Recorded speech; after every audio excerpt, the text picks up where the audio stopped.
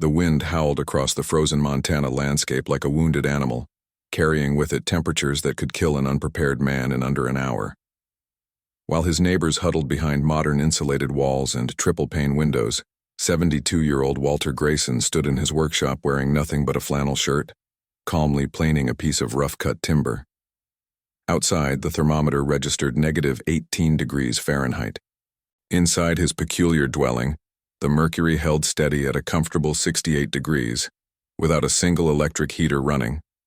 The structure that kept Walter warm had become the joke of Cascade County. What appeared from the road to be nothing more than a rusted corrugated metal shed stretched over his traditional log cabin looked like something a desperate man might cobble together from salvage yards. His neighbors called it an eyesore. The county inspector called it questionable, but Walter called it brilliant, and he was about to prove every doubter spectacularly wrong. If you've ever wondered how the old ways can outperform modern technology, how simplicity can triumph over complexity, make sure you're subscribed to this channel.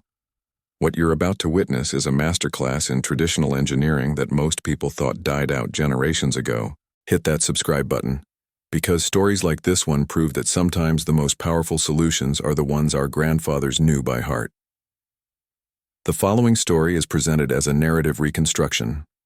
Walter had purchased the 40-acre property 3 years earlier, after his wife Margaret passed and the silence of their suburban home became unbearable.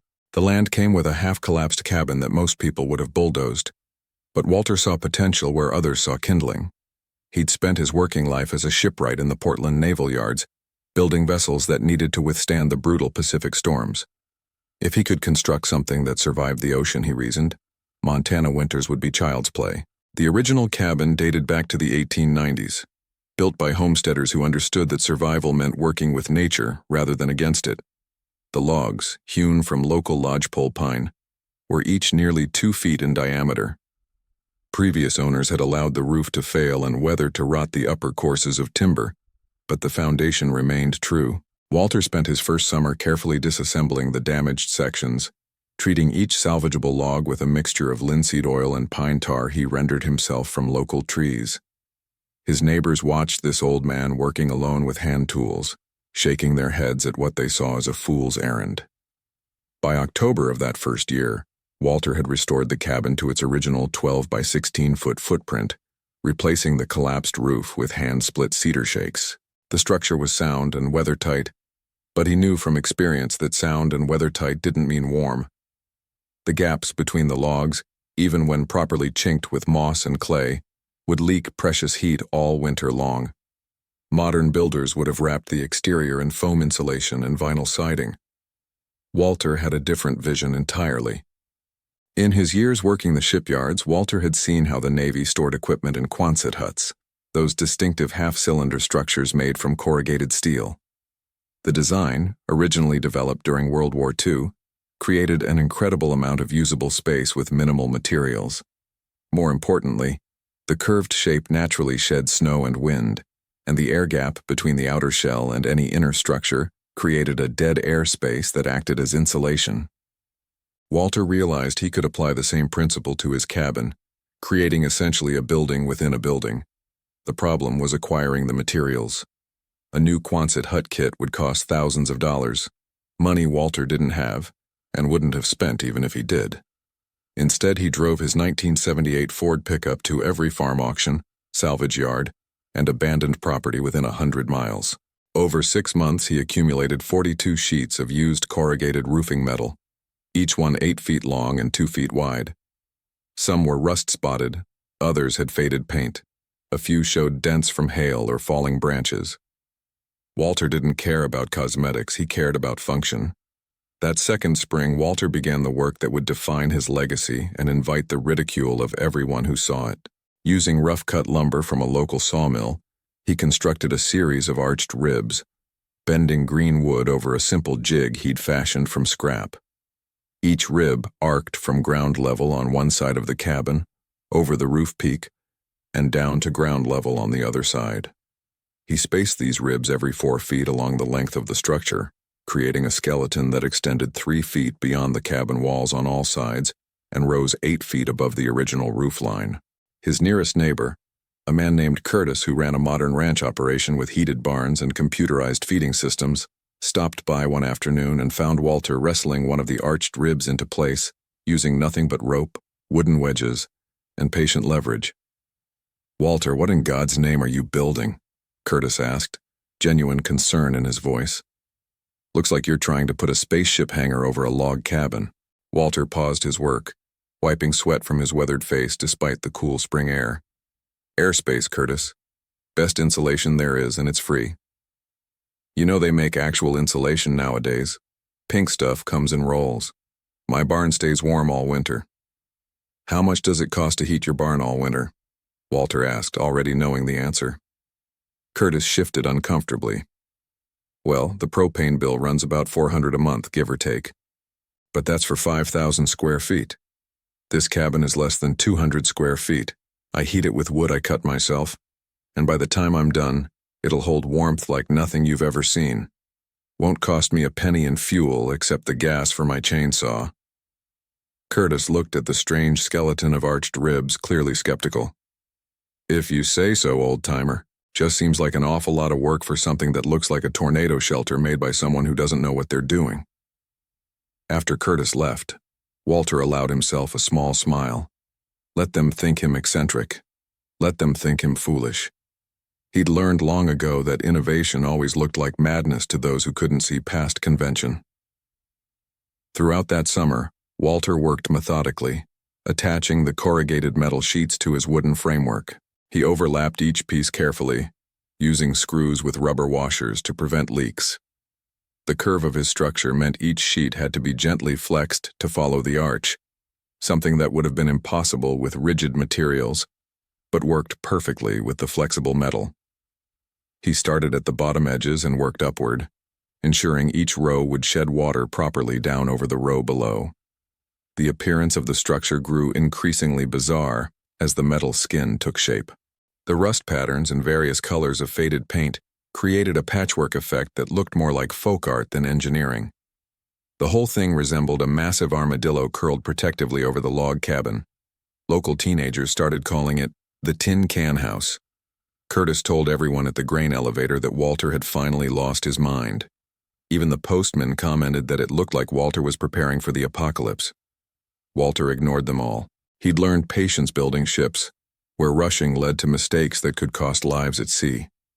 Each screw was carefully placed. Each seam was properly overlapped. Every decision was intentional, based on principles of thermodynamics and air movement that most modern builders had forgotten. The metal shell created a 3-foot air gap between itself and the cabin walls on all sides, and an 8-foot gap above the cabin roof. Walter left openings at ground level around the entire perimeter, screened with hardware cloth to keep out rodents. At the peak of the arched structure, he installed a series of adjustable vents that could be opened or closed. The principle was simple but profound. The air gap would act as a massive insulating layer, and he could control airflow to either trap heat or allow cooling depending on the season. But Walter wasn't finished. While his neighbors thought the project complete, he was just beginning the most crucial phase. That autumn, Walter turned his attention to the space between the cabin and its metal shell. Using hand tools, he constructed a series of simple wooden bins against the cabin walls within that 3-foot gap. Into these bins, he began packing materials that most people would have considered worthless. He filled some with dry pine needles, collected from the forest floor where they lay 18 inches thick beneath mature trees. Other bins received tightly packed dried grass that he'd scythed from his meadow and stored in his barn. Still others were stuffed with cattail down, that silky fluff from the seed heads of cattails that grow in marshy areas, something indigenous peoples had used for insulation for thousands of years. Each material he chose was completely dry and loosely packed to trap air. The pine needles created millions of tiny air pockets. The grass formed a dense but breathable matrix. The cattail down acted almost like fiberglass insulation, but was entirely natural and cost nothing but the labor to gather it. Together, these materials created an insulating barrier that would rival anything modern technology could provide. Above the cabin roof, in that 8-foot gap beneath the metal shell, Walter did something even more ingenious. He strung a series of wires across the space and hung bundles of dried materials from them, creating layers of insulation that could be adjusted or replaced as needed.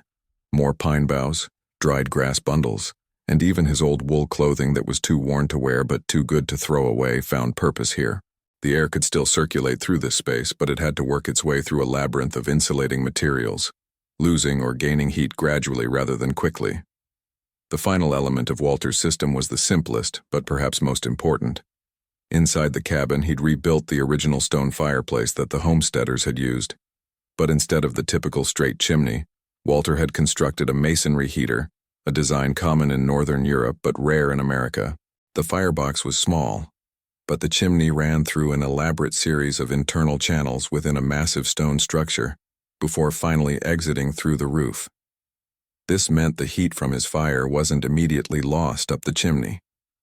Instead, the stone mass absorbed the heat and radiated it slowly over many hours. He could burn a small hot fire for just 2 hours in the morning and 2 hours in the evening, and the thermal mass of the stones would keep the cabin comfortable all day and night. The system was so efficient that he needed less than a cord of wood for the entire winter, and that wood could be scrap pieces and deadfall rather than premium firewood. Curtis stopped by on a gray November day, just as the first serious cold snap was forecast. The temperature was expected to drop to -25 degrees Fahrenheit, with wind chills approaching -40. The Weather Service had issued warnings about exposed skin freezing in less than 10 minutes. "Walter, you got enough propane for that heater of yours?" Curtis asked, genuinely worried about the old man. "This cold snap is going to be brutal. You're welcome to stay in our guest room if that crazy contraption of yours doesn't keep you warm." Walter was outside splitting kindling, his breath creating clouds in the frigid air. "Appreciate the offer, Curtis, but I'll be just fine. Don't own a propane heater. Don't need one." Curtis looked at the strange metal-covered structure, unconvinced.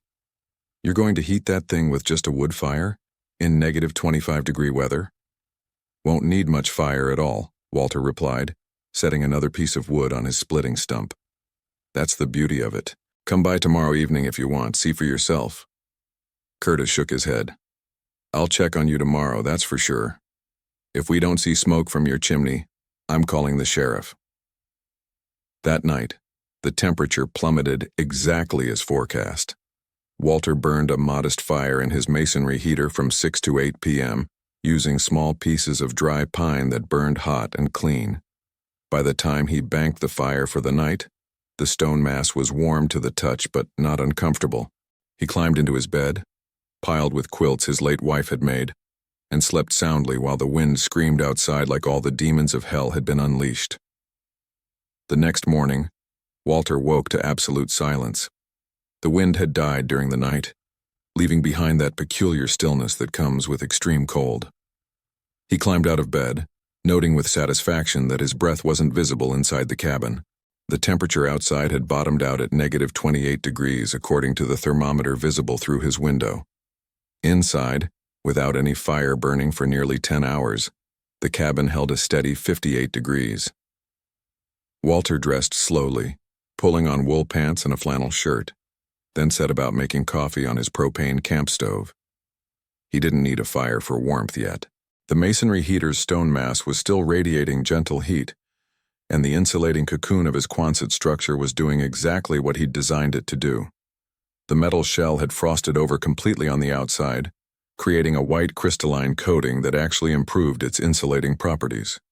Inside the air gap, protected from wind and direct cold, the temperature held around 15 degrees. That 43-degree difference between outside air and the air gap meant the cabin walls themselves faced far less thermal stress. Curtis arrived at 9 a.m., driving up in his big diesel truck that he'd left running, unwilling to risk it not restarting in the extreme cold. He found Walter outside, wearing only his flannel shirt and wool vest, calmly brushing snow off his woodpile. "Jesus Christ, Walter, aren't you freezing?" Curtis practically shouted, his own face barely visible behind a ski mask and insulated hood. "Comfortable enough," Walter replied. "Come inside. Coffee's hot." Curtis followed the old man through the entry into the cabin and stopped dead in his tracks. The space was warm, genuinely warm, not just bearable but comfortable. He pulled off his gloves and held his hands out, expecting to feel a roaring fire, but the fireplace held only gray ashes and a few faintly glowing coals. "How is this possible?" Curtis asked, pulling his thermometer from his coat pocket. The digital display read 61 degrees Fahrenheit. "It's -28 outside, and you haven't had a real fire going for hours. My barn, with 6 inches of foam insulation and 2 propane heaters running full blast, is only holding at 45 degrees. Walter poured 2 cups of coffee from his percolator. "Sit down. I'll explain it, though I suspect you won't believe me even when you're feeling it for yourself." Over the next hour, Walter walked Curtis through every element of his design. He explained how the metal shell created a buffer zone that broke the wind and trapped a layer of air.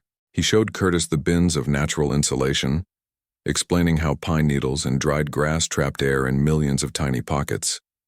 He demonstrated how the masonry heater worked, burning small amounts of wood at extremely high temperatures so complete combustion occurred, with the heat captured in stone mass rather than lost up a chimney. "The secret isn't any one thing," Walter explained, running his hand along the smooth logs of the cabin wall. "It's how everything works together. The metal shell keeps wind off the cabin and creates that buffer zone. The natural insulation between the shell and cabin stops heat transfer. The cabin logs themselves are 2 feet thick, providing massive thermal mass. The masonry heater adds more thermal mass while using minimal fuel. Together, the whole system stabilizes temperature. It takes a long time to heat up, but once warm, it takes an equally long time to cool down." Curtis sat at Walter's simple wooden table, shaking his head in amazement. "Do you know what I spent heating my operation last winter? Over $4,000 in propane, and my house was cold half the time because we were trying to save money." "Modern building focuses on active systems," Walter said. "Furnaces, heaters, fans, all requiring energy. The old way was passive systems, thermal mass, insulation, smart design. Works with nature instead of fighting it. Costs almost nothing to run because you're not running anything." Word spread quickly through the county. By the end of that week, Walter had a steady stream of visitors, all wanting to see the crazy structure that stayed warm without modern heating. The county inspector came by, prepared to cite violations, but found nothing in the code that prohibited what Walter had done. A reporter from the Great Falls Tribune drove out and wrote a feature article titled, "Depression-Era Ingenuity Defeats Modern Cold." But the real test came 3 weeks later, when an Arctic blast pushed temperatures down to -37 degrees, the coldest reading in the region in over 40 years. Power lines iced over and snapped. The grid failed across 3 counties. Curtis and his family huddled in their living room with their fireplace burning every scrap of wood they had, watching the temperature inside their modern, well-insulated home drop to 42 degrees even with the fire roaring. Meanwhile, Walter maintained his routine. 2 small fires daily, each burning for about 90 minutes. Inside temperature never dropped below 55 degrees. The day after the power came back on, Curtis showed up at Walter's door with a proposition. "Teach me," he said simply. "I want to build something like this for my family. No more being held hostage by the power company and propane prices." Walter smiled, the first real smile Curtis had seen on the old man's weathered face. "Come by tomorrow morning. Bring your work gloves and a notepad. We'll start with understanding why this works before we talk about how to build it." Over the following months, Walter's property became an unlikely classroom. Curtis wasn't the only one who wanted to learn. A young couple struggling with heating bills, a retired veteran on a fixed income, even a university engineering student writing his thesis on passive thermal systems, all found their way to Walter's door. The old man, who'd lived alone since Margaret's death, discovered a new purpose in sharing knowledge that most people assumed had died with previous generations. Walter didn't just tell people what to do, he showed them why it worked, starting with principles rather than procedures. On a cold Saturday morning in February, he stood before a group of 8 people in his workshop, a converted section of an old barn where he'd set up a simple demonstration. "Modern building treats heat like something to contain," Walter began, his voice carrying the authority of decades spent working with materials and physics. "Put up walls, pump in warm air, try to keep it from escaping.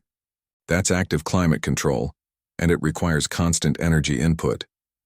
The moment you stop pumping energy in, comfort stops. What I've built here works on passive principles, the same ones that kept people alive for thousands of years before electricity. He'd constructed a small-scale model, 2 miniature structures each about 2 feet square. One was a simple insulated box, the kind you'd make with modern foam panels. The other replicated his Quonset design with a metal shell, air gap, and natural insulation. Each had a thermometer inside and a small candle as a heat source. "We're going to light both candles at the same time," Walter explained. "Both will burn for exactly 30 minutes. Then we'll blow them out and watch what happens to the temperature in each structure over the next 6 hours." The demonstration was revelatory. The foam-insulated box heated up quickly, reaching 90 degrees within 20 minutes. But the moment the candle was extinguished, the temperature began dropping rapidly. Within 2 hours, it had fallen to match the ambient temperature of the unheated workshop. The Quonset model behaved entirely differently. It heated more slowly, reaching only 75 degrees while the candle burned. But after the flame was extinguished, the temperature held steady for over an hour, then declined gradually over the next 5 hours.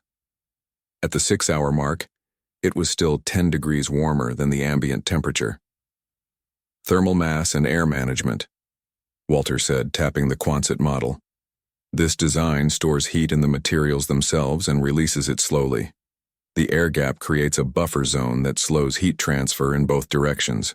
In summer, this same system keeps the interior cool because the thermal mass resists temperature change. In winter, once you get it warm, it stays warm with minimal energy input." The engineering student, a sharp young woman named Sarah, raised her hand. "But Mr. Grayson, the initial heating takes longer. In an emergency situation, wouldn't the faster heating of conventional insulation be preferable?" Walter nodded approvingly. "Good question. Shows you're thinking. Yes, if you're starting from frozen and need immediate heat, conventional insulation responds faster. But how often are you starting from frozen? Most of us live in our homes continuously. We're not trying to heat from zero every day. We're trying to maintain comfort with minimal energy. That's where thermal mass excels. It's like the difference between a sprint and a marathon. Conventional building is optimized for sprints. This system is built for the marathon of daily living." He walked to his workbench and picked up 2 stones, one dark and one light-colored. "This dark stone is basalt, volcanic rock. Dense, heavy, high thermal mass. This lighter one is pumice, also volcanic but full of air pockets. Low density, low thermal mass. If I heat both stones to the same temperature and set them on this table, which one will stay warm longer?" "The basalt," several people answered. "Correct. Same principle applies to buildings. My cabin logs are dense pine, nearly 2 feet thick. That's massive thermal mass right there. The stone masonry heater adds more. Even the earth beneath the cabin, once it reaches temperature equilibrium, becomes part of the thermal mass system. All of it resists temperature change. That's why my cabin holds 55 degrees warmer than outside air, even when no fire is burning." Curtis, who'd been attending these sessions regularly, spoke up. "Walter, I've been calculating the R value of your natural insulation compared to modern materials. The pine needles and dried grass don't match fiberglass on paper. How does your system outperform conventional insulation with technically inferior materials?" Walter smiled. This was the question he'd been waiting for. "Because R value isn't everything, Curtis. It measures resistance to conductive heat transfer, but that's only one of 3 ways heat moves: conduction, convection, and radiation. Modern insulation focuses almost entirely on stopping conduction. My system addresses all 3. He pulled down a chalkboard and began sketching. "The metal shell reflects radiant heat back toward the cabin in winter. That's addressing radiation. The air gap prevents convection currents from forming against the cabin walls. That's controlling convection. The natural insulation stops conduction. But here's what really matters. The whole system is designed to slow heat transfer, not stop it completely. Stopping it completely is impossible anyway, no matter what insulation manufacturers claim. By accepting that heat will transfer, but managing how quickly it transfers, I've created a system that breathes. Moisture can escape. Air quality stays good, but the thermal envelope is so robust that the rate of heat loss is minimal. I lose maybe 1 degree per hour when it's -20 outside and no fire burning. Most modern homes lose 5 to 10 degrees per hour under the same conditions. A retired carpenter named Jim, who'd been listening intently, raised a concern. What about fire risk, Walter? You've got all that dry organic material packed in there. One spark and the whole thing could go up. Valid concern, Walter acknowledged. Several answers to that. First, the natural insulation is separated from any heat source by the cabin walls themselves, which are 2 feet of dense wood. Second, the materials are tightly packed, which actually reduces fire risk because there's minimal air for combustion. Loose, fluffy insulation burns easily. Compressed, dense material burns very slowly, if at all. Third, I treated all the insulation with a borax solution before installation. Borax is a natural fire retardant. Been using it for over a century. You can buy it at any grocery store for a few dollars. But the biggest safety factor is this. There's no electrical wiring running through the insulation. Most house fires start from electrical problems. My cabin has no electricity. I use propane for cooking, which is contained and separate. The only fire is in a properly constructed stone fireplace with a clean chimney. That's actually safer than most modern homes with wiring in the walls and space heaters plugged into overloaded circuits. Sarah, the engineering student, had been taking detailed notes. Mr. Grayson, have you calculated the actual cost savings compared to a conventionally heated space of similar size? Walter pulled out a worn notebook where he'd been tracking data all winter. I have. Let's compare my cabin to Curtis's equipment barn, which is climate-controlled and about the same square footage. Curtis, what did that barn cost you in propane from November through February? Curtis consulted his phone. $1,460 for those 4 months. My total heating cost for the same period was the gasoline for my chainsaw to cut dead trees, about $30, plus the physical labor of cutting and splitting, which I don't count because I need the exercise anyway. That's a savings of $1,430 over 4 months, or over $4,000 annually.